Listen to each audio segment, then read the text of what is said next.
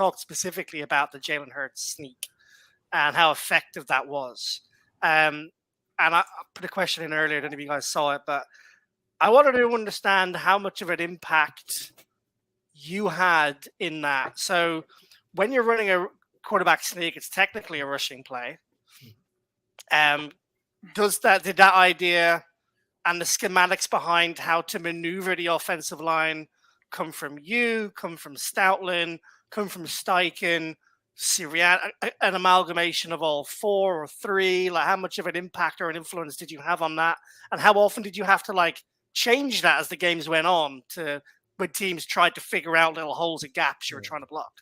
You know, that's the one thing about that play. I mean, just historically, when you look at the stats of conversion rates for QB sneaks, they're pretty high.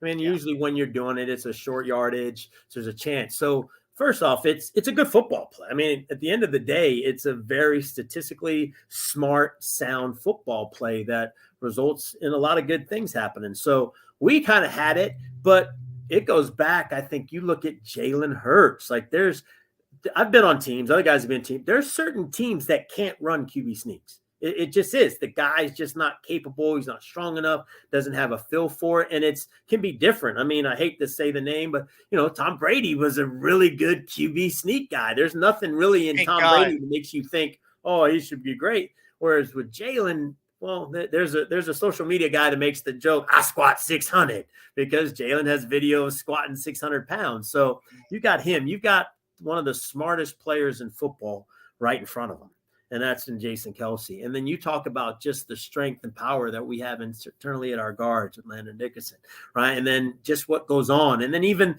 the backs getting involved in our rugby scrum. I mean, it is what it is. We're taking advantage of the rules that are put in place. So this is something that really, it was a piece of everybody. Stoutland in the run game, a couple guys, our guy, Jason Michael, our tight ends coach, is a big part of that. And really it became kind of cool. It was like, well, how can we run QB sneak this week?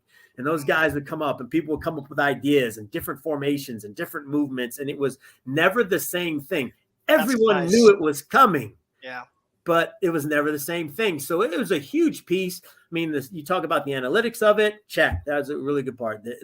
Basically the schematics of it, check, good part. The physical capability of the players we have running the play, check, we have that. And what became pretty interesting was what teams would try to do to stop it, or, to being honest, what teams just said, okay, they just conceded.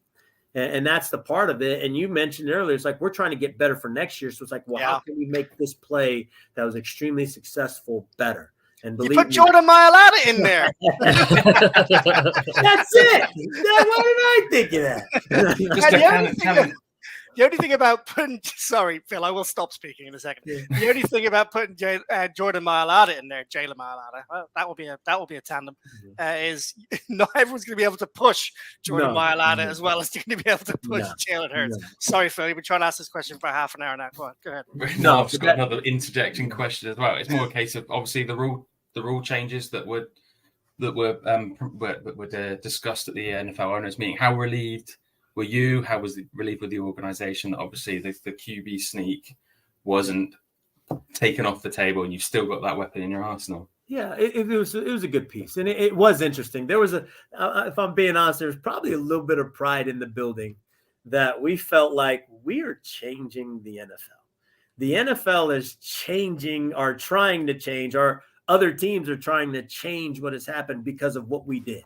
We took well within the rules, well within the boundaries of play, and we did something that people couldn't stand and didn't want to have to defend. So it was pretty cool. And we were excited. I mean, we were said, okay, what were the rules? What things might change? How can we incorporate it? So just like anything, we've got to be flexible and adjust any kind of rule change that comes up. And that was one that we were preparing, that if it was taken away, all right, how would we adjust for some of our short yardage stuff? But lo and behold, it wasn't. But just like we're trying to get better at that, every defense in the NFL is going to be working to get better and find what may be a weakness or something that they can exploit as they kind of work it. So that's part of the chess match that we go for such a simple kind of play. There's a lot of intricacies to it that you really don't see in them. Not